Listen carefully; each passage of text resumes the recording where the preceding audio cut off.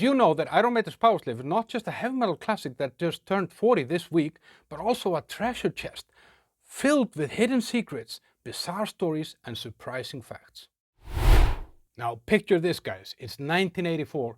The Cold War is still a reality, MTV reigns supreme, and a band from East London is just about to release an album that will redefine heavy metal history. This album was definitely a game changer.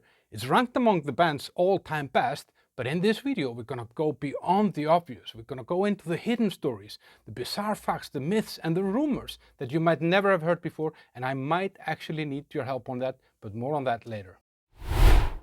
Now, given that this was Iron Maiden's 5th album, it's kind of an interesting fact that this was the first album that had the same lineup as the previous album had. This was the classic lineup: Bruce Dickinson, Steve Harris, Adrian Smith, Dave Murray, and Nico McBrain. Surprisingly, Powerslave is one of the few Iron Maiden albums where guitarist Dave Murray has no songwriting credits. I mean, he had never really been a big contributor, but he always had like 1 or 2 songs to his name. And it really makes you wonder, was that like a conscious decision, or is that just how things went on that album? Now, as if the music on this album wasn't good enough, then it also had an awesome cover. And that cover was designed by Derek Riggs, who had been working with the band before and was to work with them in the future as well. And it's filled with hidden messages. For example, this here, Indiana Jones was here, very appropriate for the time. Picture of Mickey Mouse. The band was obviously thirsty for beer, and then the word bollocks written in hieroglyphics. So those Easter eggs gave the fans a lot of other stuff to kind of explore on the cover of the album and listening to the music and all that. And they actually were to do that on Somewhere in Time as well. But when you make a great album, you probably need a great tour as well, right? So the World Slavery Tour to support Powerslave was huge. It lasted 11 months, 189 shows over 28 different countries. This massive schedule put a lot of strains on the band, and they've talked about it afterwards that they needed a break before they went into the studio for Somewhere in Time.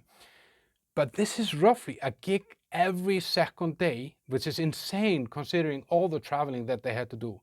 But that was not the only thing that they broke. They also broke the Iron Curtain. Now on this tour, Iron Maiden became one of the first heavy metal bands to play behind the Iron Curtain, that being in Poland, Hungary, and in the old Yugoslavia. Now these shows were groundbreaking considering the political landscape of the Cold War.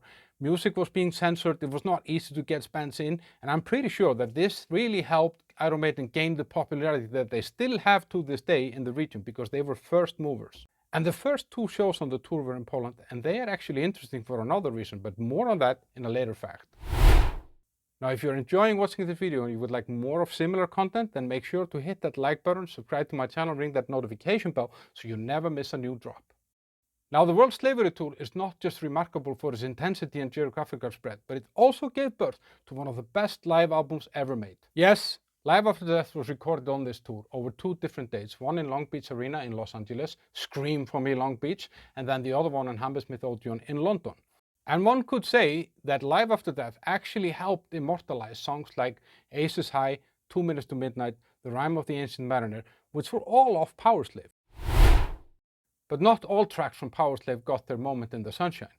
Despite the album's iconic status, there are some tracks that have barely been played live, there are tracks that have never been played live, and some of its more popular tracks are not played live very often. So even songs like Rime of the Ancient Mariner, Powerslave are not even top 20 of their most popular live songs or most played live songs. There are also songs of Powerslave that have rarely been played, and some have never been played. So for example, the song Back in the Village has only been played twice live, and that was on the first opening gigs in Poland in 1984. There is a bootleg of that recording circulating out there somewhere. I would be very curious to hear from you. Have you seen that bootleg? Have you heard it? How was it?